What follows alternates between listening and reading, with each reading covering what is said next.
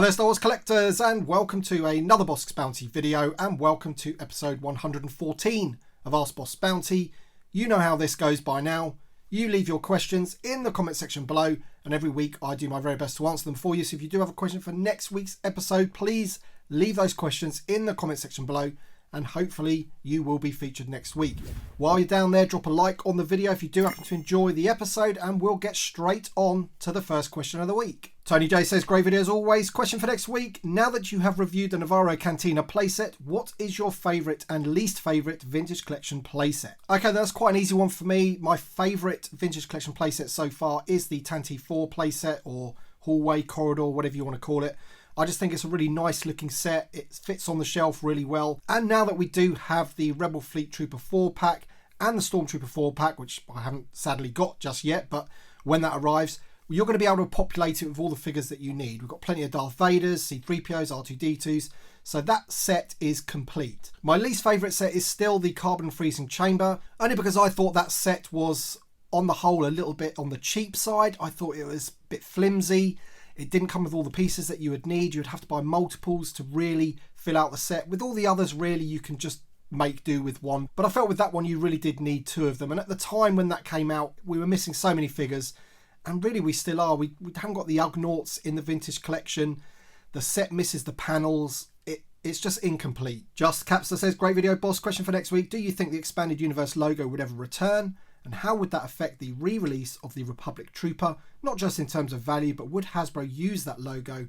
And also, will it be unpunched? So, as of this moment in time, we don't know, because the image that they've used for the sort of marketing of that figure was the old card back. This one here, the Republic Trooper from the Old Republic, with the Expanded Universe logo on the top. So this one for me is going to be really, really interesting on how they approach this one, because if they do use that logo, that'll open it up for other figures that use that Expanded Universe card back to be reissued as well.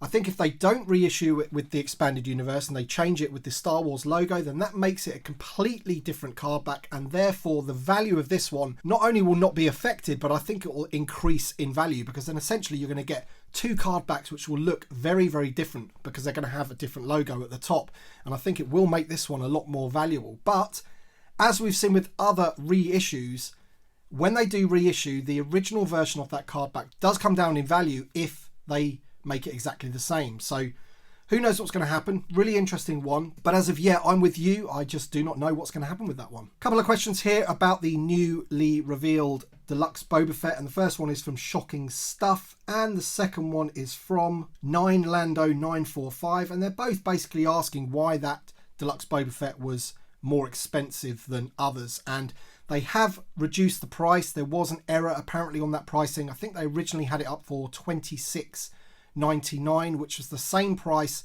as the first Deluxe Boba Fett, which had all of the extra Stormtrooper helmets and fire effects and things like that. Whether you think that one justifies a deluxe price tag is another matter, but I'm talking about the newer one, the one that had no accessories really. It just had the same accessories that you'd get with a standard figure. So that one has been reduced to $20.99, I think.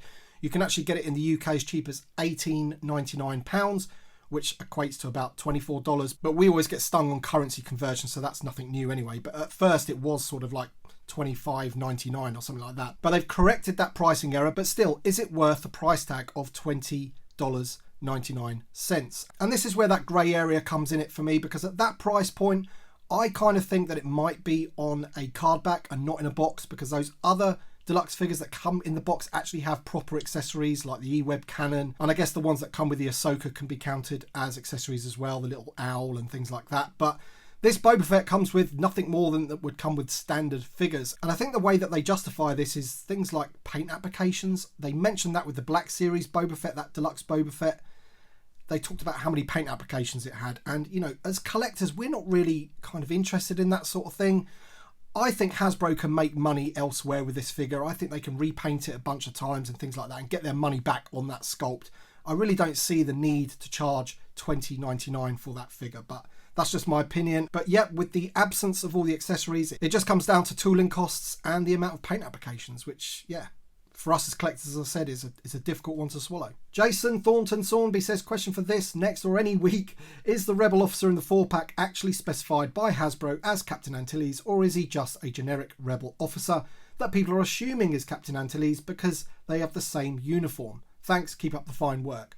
So I had a little scout around for you, and there's nothing official in the press release for the sort of named characters or anything like that, but this is what Patrick had to say on the PulseCon live stream.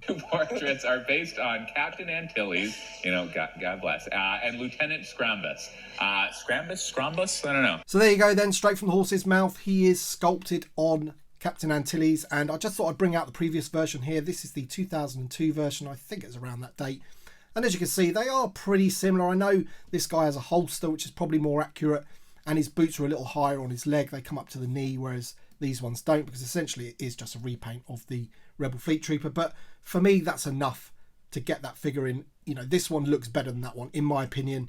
His hands and elbows are in a weird shape, obviously, because he's depicting the time that he got strangled and all that. So for me, I'm much more happy with this one. Callum Cattell says, question, if you could get Hasbro to produce any clone, who would it be and why? Keep up the great work. So these three Galactic Marines sitting here very nicely, looking pretty cool, is a big clue. Essentially, I would love them to do a Clone Commander Bakara.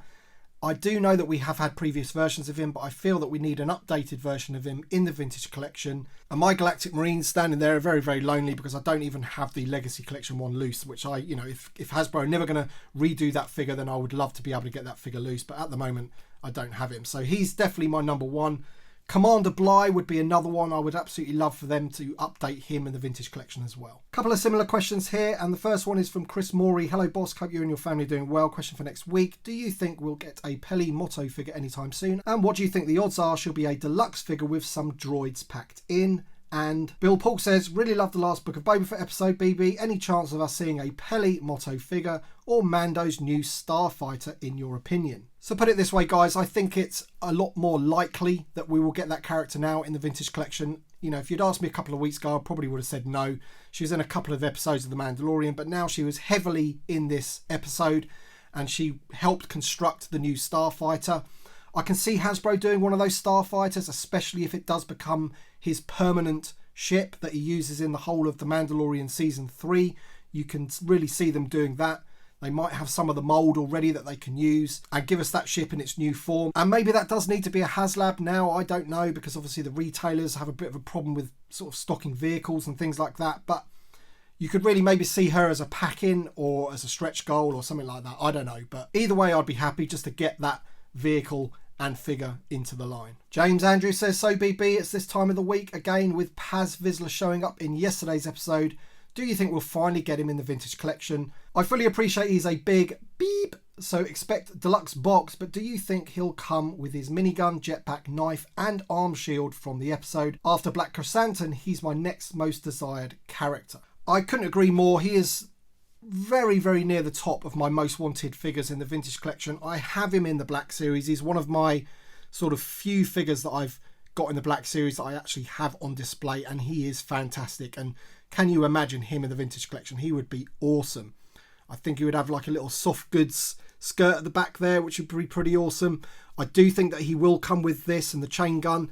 And you're right, because he's been in the Book of Boba Fett with his little shield and everything like that, I think, yeah, I could definitely see that as a deluxe figure. It will cost them an arm and a leg to create him, and we'll probably have to pay through the nose to get him, but definitely we need this guy in the line. Another question about the N1 here. Cody Honey says, question, I hope I'm not too late. With Mando reviving the N1, the price on eBay has gone up. What older, unpopular ship would you like to see get reimagined in one of the series? This is a bit of a difficult one for me because I don't mind it as such when they do bring older things back and maybe like spruce them up, reimagine them or whatever, but I would prefer it if they would just, create something new. That's what was so great about the Razor Crest, for me anyway, in that it was an all new ship.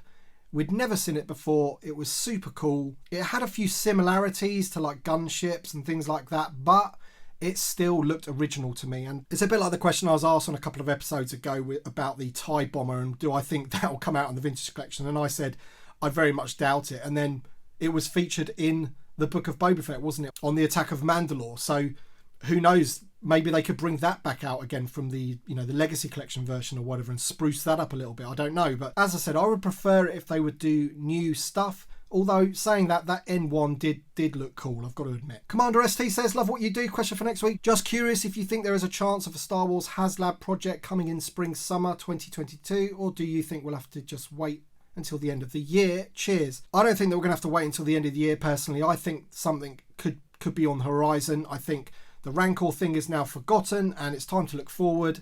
Vintage collection all the way for HasLabs. And, you know, I think once people get their Razor Crests in their hand and that's out of the way and done, then I think we can start looking forward to a new one. Now, we do have Toy Fair, or Hasbro's version of Toy Fair, to look forward to in a few weeks' time. So you never know. You never know if anything can be announced. I really don't think it's going to be too long. Riley Bob says, great video. Boss question for next week. Love the Trooper Army builder packs. Great way to build an army and not break the bank. Do you think they will break out of Troopers and into other side characters' armies, like 4 packs of Jawas or Ewoks, to build the armies for the eventual HasLab Sandcrawler and Ewok Village playset that we need? Keep up the great content and cheers. So yes, I don't think that they are exclusively for Troopers necessarily. I think anything that Hasbro can repaint lots of different times, you're going to get in those 4 packs. So that could be Tusken Raiders, that could be Troopers, that could be Ewoks, as you say, that could be Jawas. The sky's the limit with those 4 packs, and bring them on, because as you say, it's a great way to fill out those armies. Nathan Rosario says, question for next week. Has Hasbro re-released Bossk and IG-88 in the Vintage Collection with actual Vintage Collection numbering yet? If not, then would you prefer a straight re-release without the clamshells, obviously, or should they put them on Return of the Jedi cards just to change it up and give carded collectors who already own them a reason to buy them again? So no, they haven't put them in the Vintage Collection yet with their own numbers or anything like that. They're still from those Vintage Saga Collection with the clamshells. No, and to be honest, I wouldn't really want them on different card backs. I think you need to keep them with the right movies. So IG-88 and Bossk need to be on those Empire Strikes Back cards. And I think the way you make them different is by updating the figures. Like IG-88 definitely needs updating to make him as good as IG-11 in terms of his articulation. And Bossk could do with a few updates as well. He could do some articulation at the wrist and things like that. So I'm all for them bringing them into the line with a few updates, but I would prefer it if they kept them on the same cards. Starkiller says, question for next week. Do you think there's any chance Hasbro will do a mail away anytime soon? Would really like to see that come back, even if it's only 1 item a year. Thanks, BB. Great video. I wish they would do something like that as well. I mean, they're bringing all sorts of different things into the Vintage Collection now with the 4 packs and the Deluxe pack. Things that just expand the line a little bit. And yeah, mail aways would be an awesome thing as well. They're fun.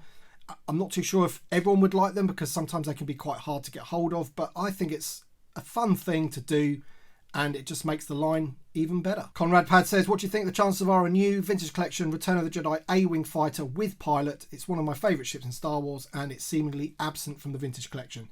It is indeed absent. I would love that one to be in the Vintage Collection. I think you may have to wait until the Return of the Jedi 40th anniversary for them to think about doing that, but I think it's a definite one that they could do. They've got the sculpt or the mould from previous lines, and I don't think it'd really need updating too much. It'd be all about the paintwork and making it really look sort of Vintage Collection quality. And there's a few figures that they've got in previous lines which they could update and pack him in on a card. Yeah, that'd be awesome. All right then, guys, thanks so much for watching. That's it for this week. Oh, I almost forgot actually. Leia Bouche is here because she is a figure that I've just managed to pick up for my vintage loose run. I now only need 3 figures. I need Yak Face, A-Wing Pilot, which are 2 really expensive ones, and for some reason I need a mint Reese. I'm not too sure why I've left him till last. Super cheap. I shouldn't have any problem getting hold of him whatsoever. But Leia Bouche is actually a very difficult one to get mint. She often has paint rubs on her chest and things like that, and on the hands, and she often is missing her eyebrows as well. So that one's really nice to go into the collection. But thank you so much for watching, guys. Thank you to all my Patreon supporters and channel members. Your support is always massively appreciated, so thank you so much. Thank you all for watching, and we shall see you on the next one.